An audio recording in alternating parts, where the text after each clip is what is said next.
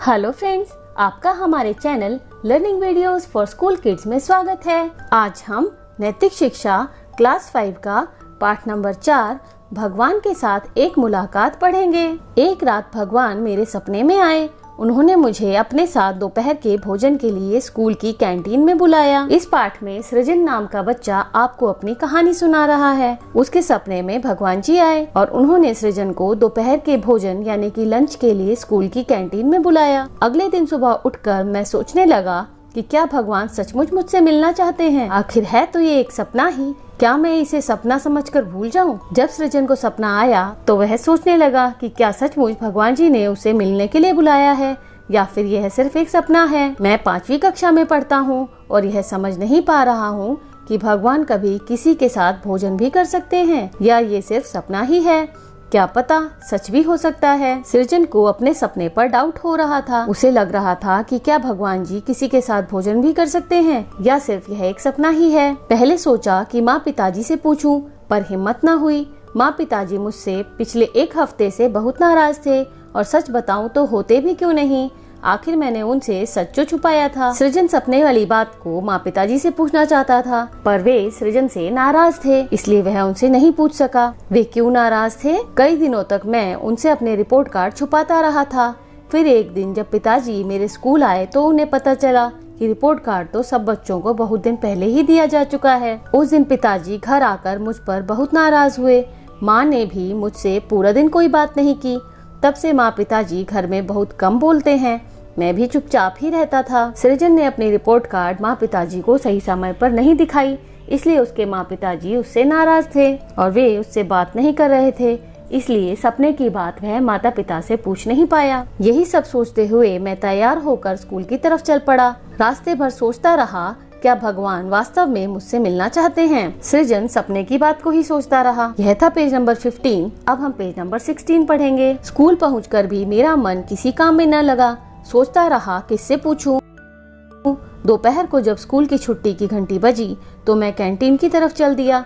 सोचा कुछ देर वहां बैठकर घर चला जाऊंगा। हो सकता है सचमुच भगवान वहां आ जाएं। पूरा दिन सृजन स्कूल में सपने के बारे में सोचता रहा और जब छुट्टी हो गई तो वह कैंटीन में चला गया। उसे लग रहा था कि शायद सचमुच भगवान जी उससे मिलने आएंगे। यही सोचकर मैं कैंटीन में एक कोने की कुर्सी पर जा बैठा। आसपास लगी सभी कुर्सियों को यह सोचकर ध्यान से देखने लगा कि शायद मिस्टर इंडिया की तरह कोई कुर्सी हिलेगी और उस पर कोई आकर बैठेगा। वह कैंटीन में बैठा भगवान जी का इंतजार करता रहा और उसे लग रहा था कि जैसे मिस्टर इंडिया नाम की फिल्म में एक इंसान गायब हो जाता है, उसी तरह भगवान जी भी गायब होकर उससे मिलने आएंगे। सृजन को लग रहा था कि शायद भगवान जी दिखाई भी दे जाएं, क्योंकि भगवान जी तो बहुत पावरफुल हैं।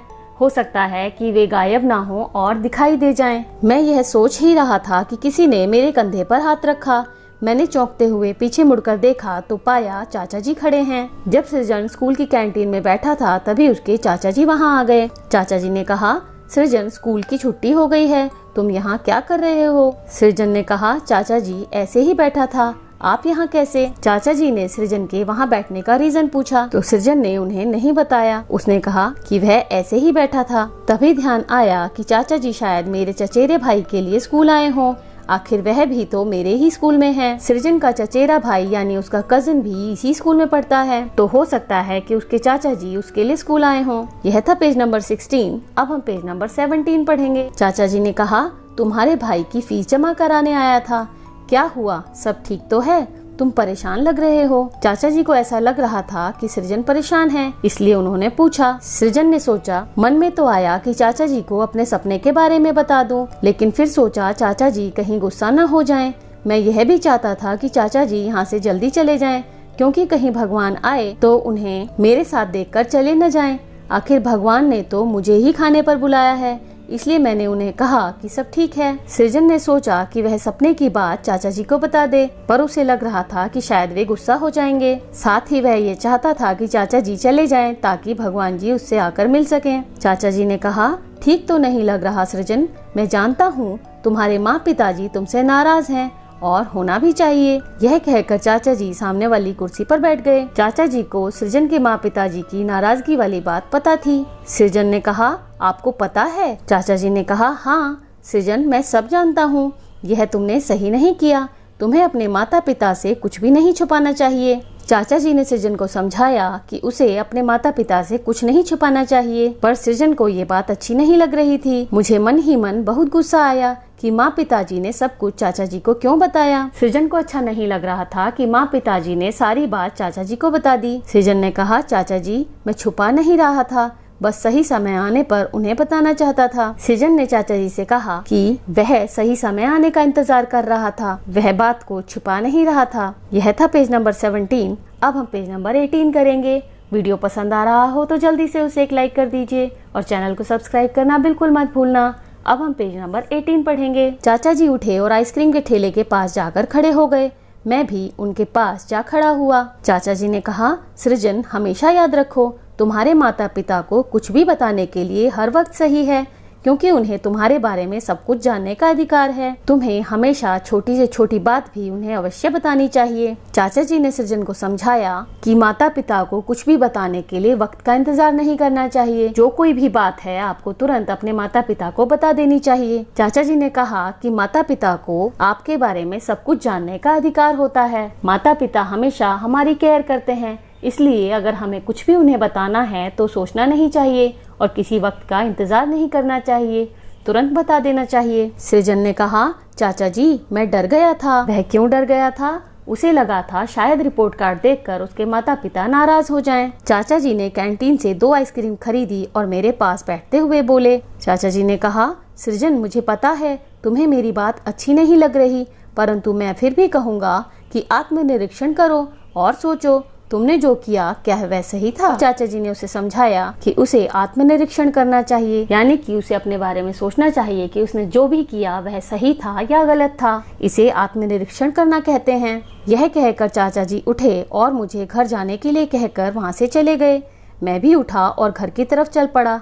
मैं सारे रास्ते चाचा जी तथा उनके साथ हुई बातचीत के बारे में सोचता रहा। चाचा जी ने सृजन को अच्छी बातें सिखाई, तो इसलिए वह इस बातचीत के बारे में सोचता रहा। यह था पेज नंबर 18। अब हम पेज नंबर 19 पढ़ेंगे। रात को खाने की मेज पर जब मैं माँ पिताजी के साथ खाना खाने बैठा तो मैंने उन्हें अपने सपने और चाचा जी से हुई मुलाकात के बारे में बताया। जब सृजन रात का खाना खाने बैठा तो उसने हिम्मत करके अपने माता पिता से अपना सपना और चाचा जी से हुई मुलाकात के बारे में बताया। पिताजी मेरी बात सुनकर हंस पड़े और बोले, तो आज तुम भगवान से मिल ही लिए? सृजन ने कहा, पिताजी लेकिन भगवान तो वहाँ आए ही नहीं। पिताजी ने कहा, सृजन आए तो थे, तुम्हारे साथ आइसक्रीम भी खाई। सृजन ने कहा, मैं कुछ समझा नहीं, भगवान कहाँ? वे तो चाचा जी थे। सृजन के सपने और चाचा जी से हुई मुलाकात के बारे में सुनकर पिताजी ने कहा कि आज तुम भगवान से मिल ही लिए। वे सृजन को समझा रहे थे कि भगवान जी आए और उन्होंने तुम्हारे साथ आइसक्रीम भी खाई। तो सृजन इस बात को बिल्कुल नहीं समझा। उसने कहा कि वे भगवान नहीं थे, वे तो चाचा जी थे। पिताजी ने कहा,